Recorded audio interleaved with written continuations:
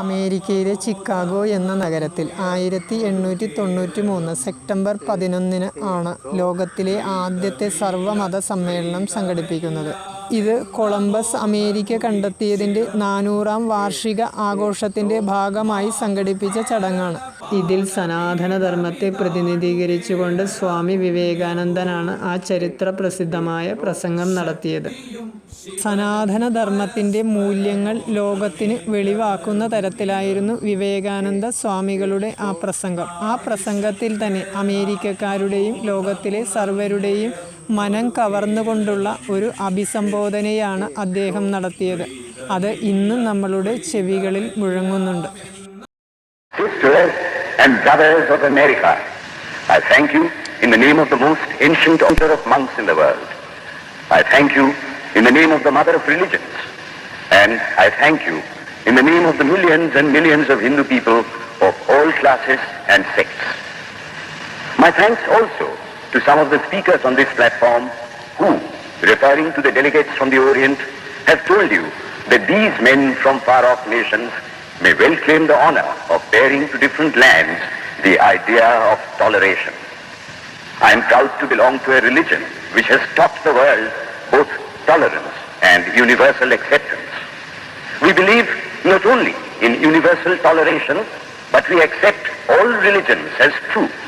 എന്നാൽ 1924 മാർച്ച് 3-4 തീയതികളിൽ ചരിത്രപ്രസിദ്ധമായ പെരിയാറിൻ്റെ തീരത്തുള്ള അദ്വൈത ആശ്രമത്തിൽ ശ്രീനാരായണ ഗുരുദേവൻ സംഘടിപ്പിച്ച ആദ്യത്തെ സർവ്വമത സമ്മേളനം ഏഷ്യയിലെ ആദ്യത്തെ സർവ്വമത സമ്മേളനമായും ലോകത്തിലെ രണ്ടാമത്തെ സർവ്വമത സമ്മേളനമായും കണക്കാക്കപ്പെടുന്നു. ഈ സർവ്വമത സമ്മേളനത്തിൽ ലോകത്തിലെ എല്ലാ മതങ്ങളുടെയും പ്രതിനിധികൾ പങ്കെടുത്തിരുന്നു. ക്രിസ്ത്യൻ, മുസ്ലിം, ബുദ്ധ, ജൈന, പാഴ്സി, സിഖ്, യഹൂദ എന്നുവേണ്ട സർവ്വ മതങ്ങളുടെയും പ്രതിനിധികൾ അതിൽ പങ്കെടുത്തിരുന്നു. 1924 സർവ്വമത സമ്മേളനം കഴിഞ്ഞിട്ട് 100 വർഷം തികയുന്നതിൻ്റെ ഭാഗമായി ശതാബ്ദി ആഘോഷത്തിന് തുടക്കം കുറിച്ചുകൊണ്ട് 2023 ഫെബ്രുവരി 18 കേരള മുഖ്യമന്ത്രി തുടക്കം കുറിച്ചു. എന്നാൽ 1924 ശ്രീനാരായണ ഗുരു സംഘടിപ്പിച്ച സർവ്വമത സമ്മേളനത്തിൽ അധ്യക്ഷനായിരുന്ന സർ ത്യാഗരാജ സദാശിവ അയ്യരെക്കുറിച്ച് ഒരു പരാമർശവും വ്യക്തമായി ഒരിടത്തും കണ്ടില്ല. കാരണം അദ്ദേഹം ഒരു തമിഴ് ബ്രാഹ്മണനായതുകൊണ്ട് തന്നെ തീർത്തും അദ്ദേഹത്തെ അവഗണിക്കുകയാണ് ഉണ്ടായത്. എന്നാൽ ശ്രീനാരായണ ഗുരു ആ യോഗത്തിൻ്റെ അധ്യക്ഷം വഹിക്കുന്നതിന് തിരഞ്ഞെടുക്കപ്പെട്ട സദാശിവ അയ്യരുടെ പ്രാധാന്യം ഒട്ടും തന്നെ ഈ യോഗത്തിൽ പരാമർശിച്ചു കണ്ടില്ല. കാരണം അദ്ദേഹം ഒരു തമിഴ് ബ്രാഹ്മണനായതുകൊണ്ട് മാത്രമാണ്. എന്നാൽ ഇന്ന് ഏകദൈവ വിശ്വാസവും വിഗ്രഹാരാധനയെയും വിമർശിച്ചു നടക്കുന്ന പ്രതിനിധികളാണ് അന്ന് ആ യോഗത്തിൻ്റെ അധ്യക്ഷത വഹിച്ചിരുന്നതെങ്കിൽ അതിനെ ഉയർത്തിക്കാണിക്കുവാൻ ഈ യോഗത്തിൽ പങ്കെടുത്ത എല്ലാവരും ശ്രമിക്കുമായിരുന്നു. എന്നാൽ അതിന് വിരുദ്ധമായി ശ്രീനാരായണ ഗുരു അതെല്ലാം ഉൾക്കൊണ്ടുകൊണ്ട് തന്നെ ഒരു തമിഴ് ബ്രാഹ്മണനെ തന്നെ അതിലേക്ക് കൊണ്ടുവന്നത്. അതുകൊണ്ട് സർ ത്യാഗരാജ സദാശിവ അയ്യരെക്കുറിച്ചാണ് ഇന്നത്തെ വീഡിയോയിൽ പരാമർശിക്കുന്നത്. 1861 ജൂൺ 23 തമിഴ്നാട്ടിലെ തഞ്ചാവൂർ ജില്ലയിലെ കുംഭകോണത്താണ് സർ ത്യാഗരാജ സദാശിവ അയ്യർ ജനിക്കുന്നത്. ഇദ്ദേഹം തൻ്റെ പഠനവും വിദ്യാഭ്യാസവും എല്ലാം പൂർത്തിയാക്കിയത് തമിഴ്നാട്ടിലെ കുംഭകോണത്തും മദ്രാസിലുമായിട്ടാണ്. ഹിന്ദു നിയമങ്ങളെ സംബന്ധിച്ച വിഷയങ്ങളിൽ ഇദ്ദേഹം അഗാധമായ പാണ്ഡിത്യം നേടിയിരുന്നു. ഹിന്ദു നിയമം എന്ന് പറയുന്നത് കൊണ്ട് ഇവിടെ ഉദ്ദേശിക്കുന്നത് ബ്രിട്ടീഷ് ഇന്ത്യയിലെ ഹിന്ദു, ജൈന, ബുദ്ധ, സിഖ് മതങ്ങളെ സംബന്ധിക്കുന്ന നിയമങ്ങളായിരുന്നു. ഈ വിഷയങ്ങളിലുള്ള അദ്ദേഹത്തിൻ്റെ പഠനങ്ങൾക്ക് ശേഷം അദ്ദേഹം മദ്രാസ് ഹൈക്കോടതിയിലൊരു വക്കീലായി എൻറോൾ ചെയ്തു. 1887 മുതൽ 1892 വരെ തിരുവിതാംകൂറിലെ ദിവാനായിരുന്ന രാജ ടി രാമറാവുവിൻ്റെ കീഴിൽ ഒരു വക്കീലായി പ്രാക്ടീസ് ചെയ്യുകയും ചെയ്തു. ഇതിനെ തുടർന്ന് അദ്ദേഹത്തെ മധുര മുൻസിഫ് ജഡ്ജായും പിന്നീട് ജില്ലാ ജഡ്ജായും നിയമിച്ചു. ഇതോടുകൂടി അദ്ദേഹത്തിൻ്റെ ഔദ്യോഗിക ജീവിതത്തിന് ആരംഭം കുറിച്ചു. ത്യാഗരാജ സദാശിവ അയ്യരുടെ കുടുംബ പശ്ചാത്തലം നോക്കിയാൽ വളരെ പ്രശസ്തരായ പല വ്യക്തികളും ഇദ്ദേഹത്തിൻ്റെ കുടുംബാംഗങ്ങൾ തന്നെയായിരുന്നു. നോബൽ സമ്മാന ജേതാവായ CV രാമൻ ഇദ്ദേഹത്തിൻ്റെ പിതാവിൻ്റെ ഏറ്റവും അടുത്ത ബന്ധുവാണ്. മൈസൂർ ഹൈക്കോടതിയിലെ ചീഫ് ജഡ്ജായിരുന്ന പരമശിവ അയ്യർ ഇദ്ദേഹത്തിൻ്റെ ഇളയ സഹോദരൻ കൂടിയാണ്. ഇദ്ദേഹത്തിൻ്റെ സഹധർമ്മിണിയായിരുന്നു മംഗളാമ്മാൾ. ഇദ്ദേഹത്തിന് 8 മക്കളാണ് ഉണ്ടായിരുന്നത്, 5 ആൺമക്കളും 3 പെൺമക്കളും. ഇതിനിടയിൽ 1905 മുതൽ 1910 വരെ തിരുവിതാംകൂറിലെ ചീഫ് ജഡ്ജായി അദ്ദേഹത്തെ നിയമിച്ചു. 1910 ഇദ്ദേഹം ബ്രിട്ടീഷ് സർവീസിലേക്ക് തിരിച്ചു വരികയും ജില്ലാ ജഡ്ജായി നിയമിതനാകുകയും ചെയ്തു. 1912 മുതൽ 1921 വരെ വിരമിക്കുന്നവരെ ഇദ്ദേഹം മദ്രാസ് ഹൈക്കോടതിയിലെ അഡീഷണൽ ജഡ്ജായി സേവനമനുഷ്ഠിച്ചു. ഈ കാലഘട്ടത്തിൽ ഇദ്ദേഹം തിയോഫിസിക്കൽ സൊസൈറ്റിയുടെ ഒരു സജീവ അംഗമായിരുന്നു. മദ്രാസ് ഹൈക്കോടതിയിലെ അഡീഷണൽ ജഡ്ജായി പ്രവർത്തിച്ചു വരുന്ന കാലഘട്ടത്തിൽ ഇദ്ദേഹത്തെ നാഷണൽ ഇന്ത്യൻ അസോസിയേഷൻ വൈസ് പ്രസിഡന്റായും തിരഞ്ഞെടുക്കപ്പെട്ടു.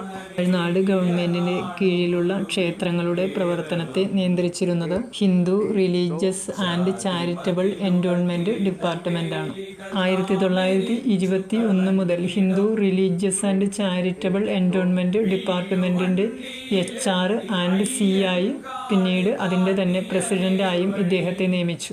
രാജാവിൻ്റെ ജന്മദിനത്തോട് അനുബന്ധിച്ച് ഇദ്ദേഹത്തിന് നൈറ്റ് ബാച്ചിലർ എന്ന പദവി നൽകി. ഇത് ധീരതയെ പരിഗണിച്ചുകൊണ്ടാണ് നൽകുന്നത്.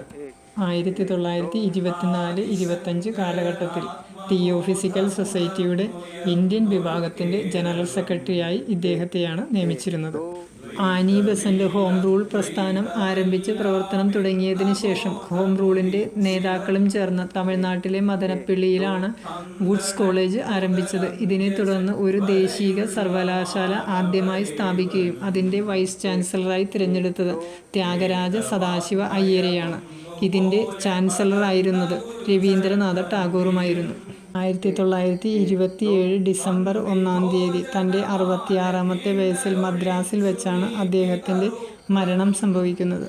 സർ ത്യാഗരാജ സദാശിവ അയ്യർ ഒരു ബ്രാഹ്മണനായതുകൊണ്ട് തന്നെ ബോധപൂർവം ഈ സമ്മേളനത്തിൽ അദ്ദേഹത്തെക്കുറിച്ചുള്ള പരാമർശങ്ങൾ രാഷ്ട്രീയക്കാർ ഒഴിവാക്കിയതാണ്.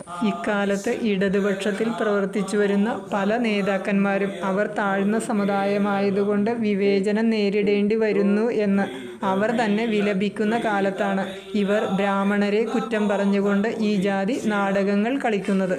എന്നും ബ്രാഹ്മണരെ കുറ്റം പറയുകയും ഇടതുപക്ഷ മുന്നണിയിൽ പ്രവർത്തിക്കുന്നവർ നിരന്തരം നേരിടേണ്ടി വരുന്ന ജാതീയത നിസ്സാരമൊന്നുമല്ല. ഇവരുടെ പോളിറ്റ് ബ്യൂറോയിൽ ഇന്നേ വരെ ഒരു താഴ്ന്ന സമുദായ അംഗങ്ങൾക്ക് പ്രവേശനം അനുവദിക്കാത്ത ഒരു പ്രസ്ഥാനമാണ് ഇടതുപക്ഷം. എന്നാൽ തമിഴ് ബ്രാഹ്മണർ ലോകത്തെ ഒരു അഭയാർത്ഥി ജനവിഭാഗമാണെന്ന ചരിത്ര വസ്തുത മറന്നുകൂടാ. കാശ്മീരിലെ പണ്ഡിറ്റുകളുടെ അതേ അവസ്ഥയാണ് ഇന്ന് തമിഴ് ബ്രാഹ്മണരും നേരിട്ടുകൊണ്ടിരിക്കുന്നത്. ഭാരതത്തെ ആക്രമിച്ചിട്ടുള്ള എല്ലാ മുസ്ലിം ഭരണാധികാരികളും ദേശശക്തികളായി ഇവിടെ ഭരണം നടത്തിയിരുന്ന വിദേശികൾ എല്ലാവരും തന്നെ ടിപ്പുവും ഹൈദരാലിയും കൂടാതെ ഇന്ന് തമിഴ്നാട്ടിൽ ഭരണം നടത്തുന്ന DMK ഗവൺമെൻറ്റും പ്രത്യേകിച്ച് കരുണാനിധിയുടെ കാലത്തും തമിഴ് ബ്രാഹ്മണരെ അടിച്ചോടിക്കുന്നതിന് കാണിച്ചിട്ടുള്ള ഉത്സാഹം ഭാരതത്തിൻ്റെ സംസ്കാരവും ഈ സനാതന ധർമ്മവും നശിപ്പിക്കുന്നതിന് ആദ്യം നശിക്കേണ്ടത് ബ്രാഹ്മണ സമൂഹമാണെന്ന് അവർക്ക് വ്യക്തമായി അറിയാം. ആരിൽ നിന്നോ ഇവർ പ്രതിഫലം കൈപ്പറ്റിക്കൊണ്ട് തന്നെയാണ് ഇത്തരത്തിലുള്ള പ്രവണതകൾ തുടരുന്നത്.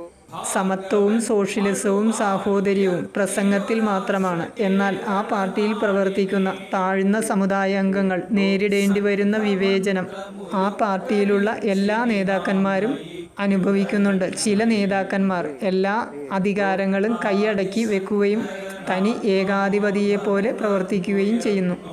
കേരളത്തിൽ ഉണ്ടായ ഒരു ആദിവാസി യുവാവിൻ്റെ അനുഭവം മാത്രം മതി. ഒരു പിടി അരിക്ക് വേണ്ടി ഒരു യുവാവിനെ തല്ലിക്കൊല്ലുകയും കോളയാറിലെ 2 പിഞ്ചു കുട്ടികളെ നിഷ്കരുണം ബലാത്സംഗം ചെയ്ത് കൊന്നതും ഈ ഇടതുപക്ഷത്തിൽപ്പെട്ട നേതാക്കളുടെ പിന്തുണയോടും ആ നേതാക്കളും തന്നെ അടങ്ങുന്ന സംഘവുമാണ്. വണ്ടിപ്പെരിയാറിലെ ആ പിഞ്ചു കുട്ടിയെ നശിപ്പിച്ചതും ഒരു സഹാവ് തന്നെയാണെന്ന യാഥാർത്ഥ്യവും നമ്മൾ മറക്കേണ്ട. ഇവർ ചെയ്തു കൂട്ടുന്ന കൊള്ളരായ്മകൾ, ഇടതുപക്ഷ നേതാക്കൾ കാണിക്കുന്ന കൊള്ളരായ്മകളും കുരുത്തക്കേടുകളും ജനങ്ങൾ അറിയാതിരിക്കുന്നതിനു വേണ്ടി ഉത്തരേന്ത്യൻ സംസ്ഥാനങ്ങളെ കുറ്റം പറയുന്നു. ദ്വൈതമില്ലദ്വൈതമെല്ലാം എന്ന ബോധമുദിച്ചിടം